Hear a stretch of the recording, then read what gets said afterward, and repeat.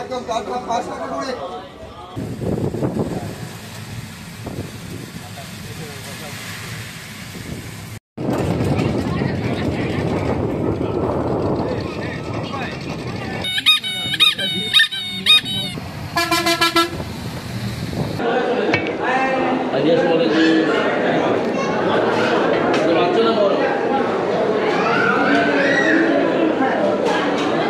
কি অপূর্ব এই মন্দিরের কারুকার্য, এবং কাজ চলছে একদম জোর কদমে। খুব তাড়াতাড়ি এই মন্দিরের দরজা খুলে যাবে সকল ভক্তদের জন্য। Very good morning, travel with Kuntal চ্যানেলে আপনাদের সবাইকে স্বাগত। আজকে 14ই সেপ্টেম্বর 2024। আজকে আমাদের ডেস্টিনেশন মায়াপুর। মায়াপুর কিভাবে যাব, কোন কোন জায়গা ঘুরবো, কোথায় থাকবো, সেই নিয়েই আজকে আমাদের এই ভিডিও। সকাল 5টা 38, একদম পারফেক্ট টাইমে আমাদের ট্রেন ছেড়ে দিল। একদম তারপর 5 টাকা করে।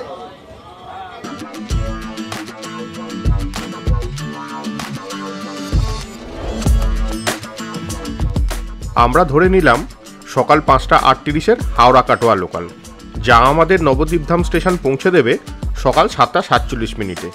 ভাড়া জনপ্রতি 25 টাকা। রেলযাত্রা মানে এক রোমাঞ্চকর অভিজ্ঞতা।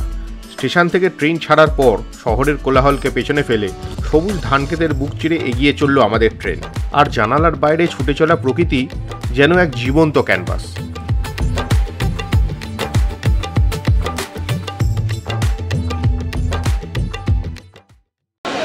সকাল 7টা 59, এখন এসে গেছি নবদ্বীপ ধাম স্টেশনে।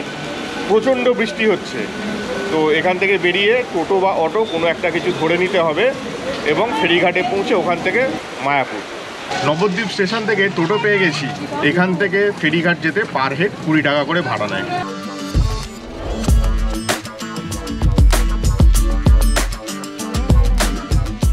প্রবল বৃষ্টির মধ্যে আমাদের টোটো এগিয়ে চলল ফেরিঘাটের উদ্দেশ্যে, যেখান থেকে আমরা লঞ্চে করে পার হয়ে পৌঁছে যাব মায়াপুর।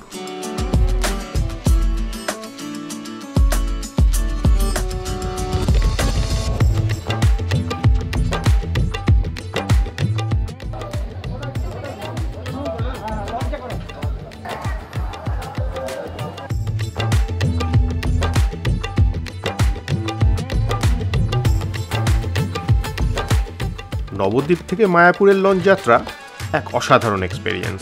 লঞ্চ ছাড়ার সাথে সাথে পিছনে ফেলে আসা নবদ্বীপের মন্দিরের চূড়াগুলি ধীরে ধীরে ছোট হতে থাকে, আর সামনে দেখা যায় মায়াপুরের টেম্পল অফ দ্য বৈদিক প্ল্যানেটেরিয়ামের নীল গম্বুজ, যেন মেঘের সঙ্গে মিশে থাকা কোনো স্বপ্নময় পৃথিবী।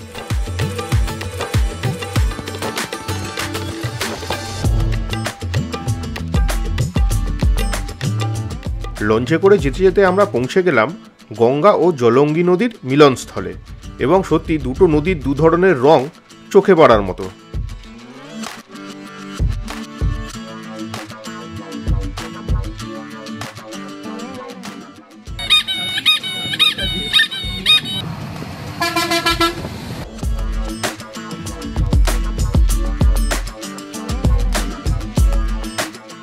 গন্তব্যের একদম কাছে এসে আর যেন তর সইছিল না, কখন প্রবেশ করব সেই মন্দিরের মধ্যে।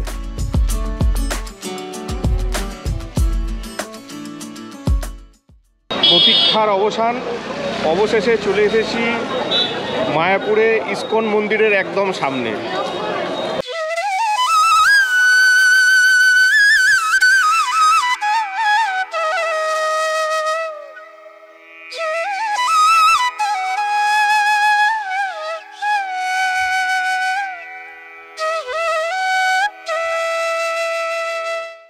মন্দিরের ভেতর ঢুকে সবার আগেই প্রধান কাজ হচ্ছে ভোগের কুপনটা সংগ্রহ করে নিতে হবে।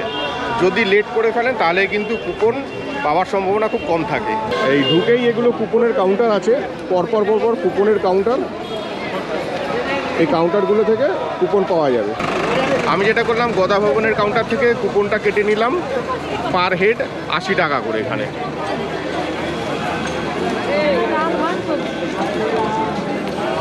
আমরা যে রুমটা ভাড়া নিয়েছি সেটা হলো প্রভুপাদ ভবনে, আর ডাবল বেডেড রুম মাত্র 600 টাকা ভাড়া নিয়েছে, এবং রুমটা দেখুন যথেষ্ট ভালো রুম, বেশ পরিষ্কার পরিচ্ছন্ন, দুটো বেড আছে। অবশ্যই এটা নন এসি, পাখা রয়েছে এবং বাথরুমটাও যথেষ্ট ভালো, পরিষ্কার পরিচ্ছন্ন, গিজার রয়েছে, একদম নিট অ্যান্ড ক্লিন। আর একদম জানলাটা এখানে আছে এবং ভালো এখানে হাওয়া বাতাস খেলার কিন্তু একটা জায়গা রয়েছে। তো এবার একটু বেরিয়ে পড়ি, মন্দির চত্বরটা একটু ঘুরে দেখে নেব। মন্দিরের একদম বাঁদিকে আছে অখণ্ড হরিনাম সংকীর্তন কেন্দ্র। এখানে 24 ঘন্টা ধরে ননস্টপ হরিনাম সংকীর্তন হয়। ঠিক আমার পেছনে মায়াপুর চন্দ্রোদয় মন্দির। তবে এই মন্দিরে ঢুকতে গেলে কিন্তু মোবাইল ফোন আর ক্যামেরা অ্যালাউ নয়, তাই ভেতরটা দেখাতে পারছি না। অবশ্যই এখানে এসে আপনারা নিজেরা দর্শন করে যাবেন। এই মন্দিরেই আছে রাধাকৃষ্ণের বিগ্রহ। সেই সকালে বেরিয়েছি, প্রচণ্ড খিদে পেয়ে গেছে, তাই ভেজ পিৎজা আর সাবুর বড়া নিয়ে নিলাম, একটু খেয়ে নিই, তারপরে আবার ঘুরে বেড়ানো যাবে। গোবিন্দা রেস্টুরেন্ট থেকে হালকা একটু ব্রেকফাস্ট করে নিলাম। এবার একটু মন্দির চত্বরটা ঘুরে দেখা যাক। শ্রী চৈতন্য মহাপ্রভুর আর এক নাম চন্দ্র, সেই জন্যই এই মন্দিরের নাম চন্দ্রোদয় মন্দির। পুরোপুরি কাজ শেষ হলে এই মন্দির হবে বিশ্বের দ্বিতীয় উচ্চতম মন্দির।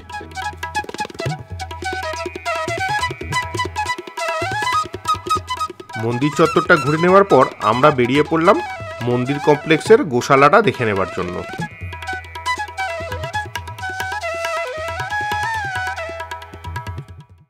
আমরা এখন এসে গেছি এখানকার গোশালাতে, এবং এখানকার গোশালাটা খুব সুন্দর, ভালোভাবে এখানে রক্ষণাবেক্ষণ করা হয়। আর এছাড়াও গরুর দুগ্ধ থেকে নানান রকমের প্রোডাক্ট এখানে কিন্তু পাওয়া যায়, যার কোয়ালিটি কিন্তু অত্যন্ত ভালো এবং দামও কিন্তু যথেষ্টই রিজনেবল।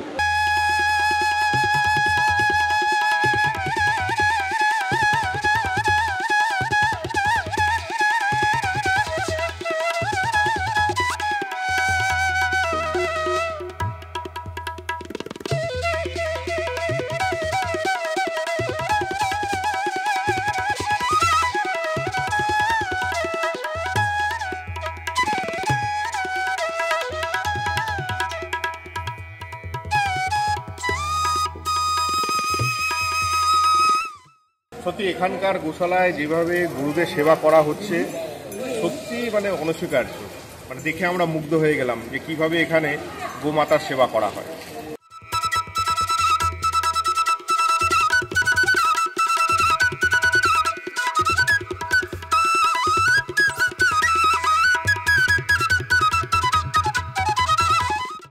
গোশালার ঠিক পাশেই আছে শ্রুতি ভবন, একটু শ্রুতি ভবনটা ঘুরে নিই।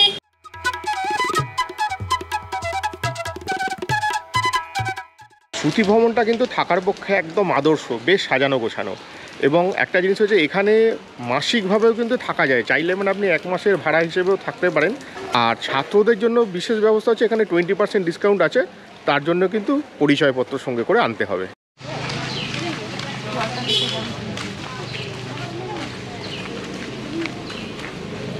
সত্যি এখানকার এই পরিবেশ, এত শান্ত মুগ্ধকর পরিবেশে এসে মনটা একটা আলাদা তৃপ্তি ভরে গেল। মানে ভাবা যায় না, মানে শহরের কোলাহল থেকে যখন আমরা এই সমস্ত জায়গায় আসি, মানে মনটা একদম শান্ত হয়ে যায়। তো আমরা এখন এসে গেছি অন্নদান কমপ্লেক্সের সামনে। এখান থেকে কিন্তু প্রসাদ গ্রহণ করতে হলে কোনো রকম কুপন করার প্রয়োজন হয় না। দিনে 4 বার কিন্তু এখানে ভোগ বিতরণ হয়।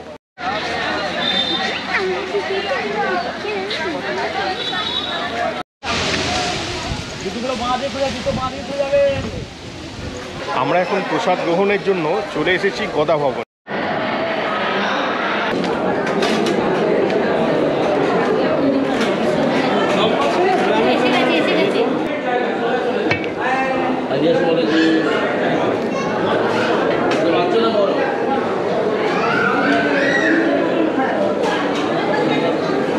একটা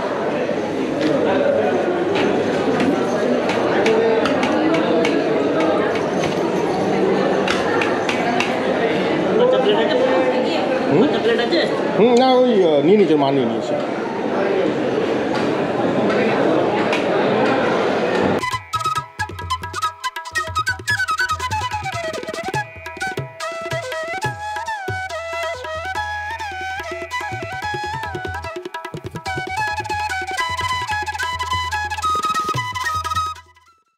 সত্যি এরকম জায়গায় এসে এরকম প্রসাদ খাওয়ার সৌভাগ্য মানে বলে বোঝানো যাবে না। আর এত সুন্দর পরিবেশন, সত্যি থেকে মুগ্ধ হয়ে গেলাম। তো প্রসাদ খাওয়ার সময় বেশি কথা না, প্রসাদটা খাই এবারে।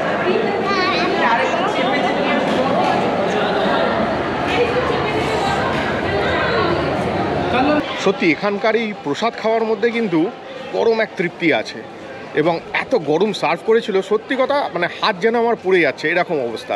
আমার ঠিক পেছনেই আছে পদ্মভবন, আর এছাড়াও এখানে কিন্তু শঙ্খ ভবন, চক্র ভবন, গীতা ভবন, নামহট্ট ভবন, গদা ভবন এগুলো রয়েছে, এবং এই ভবনগুলোতে কিন্তু থাকার খুব সুবন্দোবস্ত আছে। যদি আপনারা এখানে থাকতে চান সুলভ মূল্যে ডরমেটারি আছে, ডাবল বেডরুম আছে, 4 বেডরুম আছে, 6 বেডরুম আছে। আর এখানে বুকিং করতে চাইলে এখানকার ওয়েবসাইটে আপনি গিয়ে বুকিং করতে পারেন, এছাড়াও ফোন নাম্বারে ফোন করেও বুকিং করা যায়। আচ্ছা, আমার পিছনে এখন যে মন্দিরটা দেখা যাচ্ছে এইটা কিন্তু ইসকনের প্রতিষ্ঠাতা শ্রীল প্রভুপাদের পুষ্প সমাধি। আর এই নবদ্বীপ যে অঞ্চলটা, এই অঞ্চলে আগে 9টা দ্বীপ ছিল, সেই জন্যেই কিন্তু এটাকে নবদ্বীপ বলা হয়। আর এই যে মায়াপুরের যে অংশটা আছে এইটাকে কিন্তু অন্তর্দ্বীপ বলা হতো। বাইরে প্রবল বৃষ্টি শুরু হয়ে গেছে, তাই আবার ফিরে এলাম প্রভুপাদ ভবনে। তো বৃষ্টিটা একটু কমুক, কিছুক্ষণ রেস্ট নিই। তবে যেটা নির্মীয়মান বড় মন্দির, সেই মন্দিরটা সকালে আমরা ঢুকতে পারিনি, বৃষ্টির কারণে খোলেনি। তো অফিস থেকে জানালো যদি বিকেলে বৃষ্টি না হয় বিকেলে খুলবে। তো আপাতত একটুখানি রেস্ট নিয়ে এখানে বৃষ্টিটাও কমুক, যদি বিকেলবেলায় নির্মীয়মান ভবনটি খোলে অবশ্যই আপনাদেরকে দেখাবো। অবশেষে বৃষ্টি কমেছে, এটা একটা আশার আলো। তো দেখা যাক বড় মন্দিরে এখন ঢোকা যায় কিনা। যে নির্মীয়মান বড় মন্দিরটি তৈরি হচ্ছে সেইটা একটু দেখার ইচ্ছা আছে। অবশেষে চলে এসেছি নবনির্মিত মন্দির প্রাঙ্গণে, একটু দেখা যাক।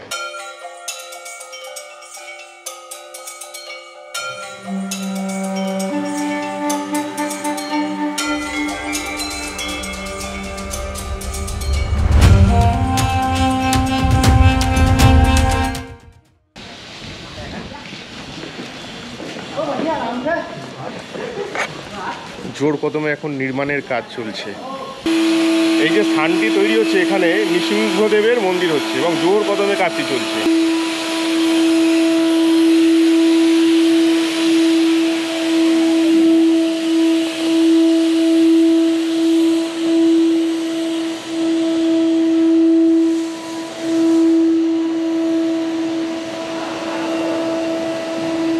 এই মন্দির যা দেখতে পাচ্ছি যখন সম্পূর্ণভাবে তৈরি হবে, এ মানুষকে আশ্চর্য করে দেবে এই মন্দিরের রূপ।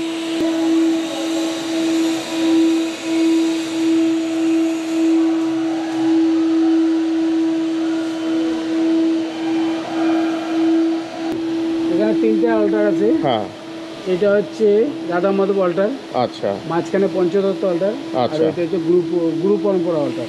আর আচ্ছা, আগে তো যেটা দেখিয়ে দিলাম সেটা হচ্ছে নৃসিংহদেবের অল্টার। আচ্ছা, আর ওখানকার বিগ্রহরা সব এখানে চলে আসবে। আচ্ছা।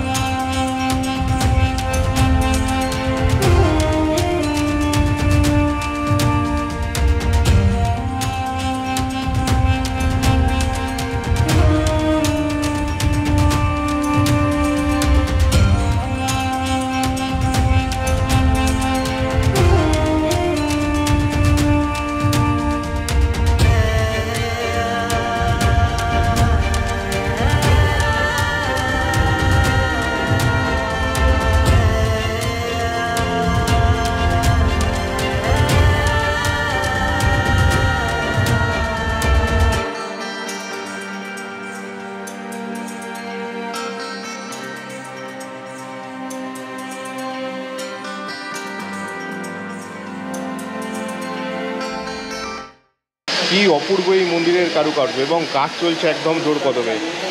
খুব তাড়াতাড়ি এই মন্দিরের দরজা খুলে যাবে সকল ভক্তদের জন্য। আর মন্দিরের এখান থেকেই কিন্তু প্রভুপাদের পুষ্প সমাধিও সুন্দরভাবে দর্শন করা যায়।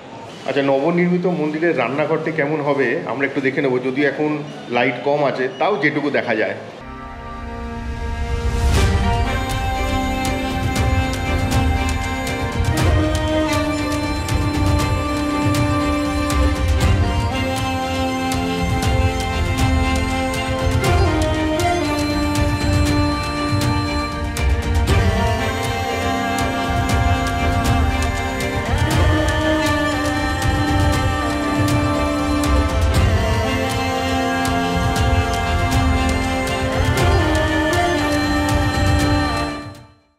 সকালে যেভাবে বৃষ্টি হচ্ছিল কল্পনাই করতে পারিনি যে এই নির্মীয়মান মন্দিরে প্রবেশ করতে পারবো। তো অবশেষে প্রবেশ করতে পারলাম। অন্যান্য দিন খোলা থাকে মোটামুটি, এলে অবশ্যই কিন্তু ঘুরে যাবেন এবং কল্পনা করতে পারবেন যে কত সুন্দর এই মন্দির রূপ পেতে চলেছে। এই টোটাল অঞ্চলটি প্রায় 800 একর জমির মধ্যে তৈরি এবং এই যে নতুন মন্দির তৈরি হচ্ছে এই মন্দিরের উচ্চতা প্রায় 350 ফুট, ভাবা যায় না। এবং এই ইস্কনের যে এই মন্দির, এটাই কিন্তু ইস্কনের মূল কার্যালয়। এবার রাতের ভোগ প্রসাদের পালা। রাতের ভোগ প্রসাদ কিন্তু 50 টাকা করে। তো এবারে ভোগ প্রসাদ গ্রহণ করি, আবার দেখা হবে আগামীকাল সকালে। Good morning. আজকে মায়াপুরে আমাদের দ্বিতীয় দিন। গতকাল সারা রাত প্রচণ্ড বৃষ্টি হয়েছে এখানে। তো দুর্ভাগ্যবশত আজকে আমাদের যে সাইট সিনটা ছিল সেটা ক্যান্সেল করতে হয়। এখানকার এত বৃষ্টি হয়েছে যে অবস্থা খুব খারাপ। তো টোটোওয়ালা ভাইরাও বলছেন যে আজকে ঘুরতে না যাওয়াই ভালো। তো আজকে তো আমরা বেরিয়েই যাব। তো আশা করছি আবার একবার আসবো, এসে অবশ্যই সাইট সিনটা করে যাব এখানে। কারণ এই জায়গা একবার নয়, বারবার আসার মতো এই জায়গা। আর বৃষ্টির জন্য একবার অবস্থাটা দেখুন, কি অবস্থা এখানে হয়েছে।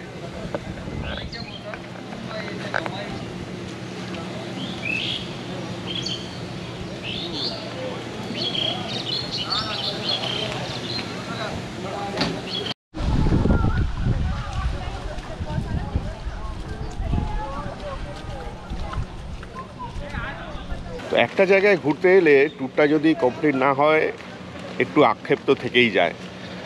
তো এই চিন্তা নিয়েই যাচ্ছি যে খুব তাড়াতাড়ি আবার এই জায়গায় ফিরে আসব এবং ট্যুরটা কমপ্লিট করব।